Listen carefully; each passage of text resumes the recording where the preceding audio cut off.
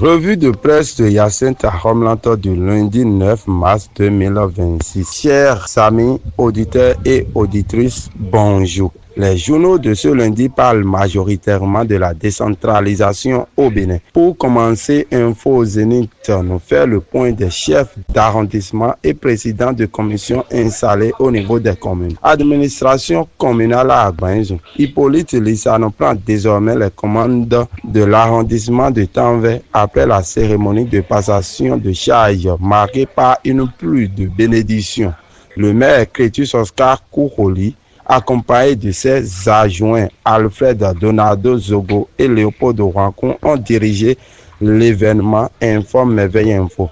La lettre ouverte du colonel Paul Nimayon au CA Ferdinand Ressa et son mentor, l'honorable Dominique Achaoui, exposant les probables causes de l'échec du BR à Adam-Digon, a suscité des réactions de gauche à droite.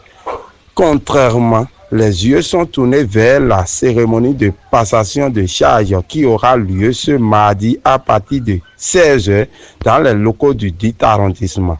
La démission du président Boni Yahi continue de faire couler l'encre. Le conseil des LD rejette sa lettre de démission et le contraint à prendre ses responsabilités selon le journal Ronumbo. Le porte-parole du gouvernement, Léandre Wilfried Rumbedji, dans la perplexité suite à la démission du président Boni Yahi de la présidence des LD. Presse Parlement, Vlavonou salue le REJAP et recommande Djogbenou apprend le journal Le Témoin Atu. Présidentiel d'avril 2026 au Bénin. Naissance du mouvement Wada Italata 2026. Un cercle d'acteurs politiques appelle à soutenir le duo de la continuité relais le potentiel. Des anciens cadres politiques et militants du parti FCDB lancent une mobilisation autour de la candidature de Romiade Wada et précise le potentiel. Dans l'arrondissement de Sodokome, commune de Boïkon, plus d'une vingtaine de responsables LD ont épousé l'idéologie de Paul Rompé pour sa victoire. Paris gagné pour les FCBE sous la supervision de Victor Lancontin hier. Journée internationale des droits de la femme. La première autorité d'Agbanzou, Oscar Kouroli, adresse un message d'engagement aux braves femmes de la cité des Antilopes hier dans une atmosphère festive et conviviale. À sa suite, le docteur Modeste Aboué, l'homme de Sinué, a célébré la dignité des droits de la femme à travers un message fort, femme, source de vie. Gestion au sommet de l'État. Les policiers retraités d'office saluent les réformes de talent selon l'informateur.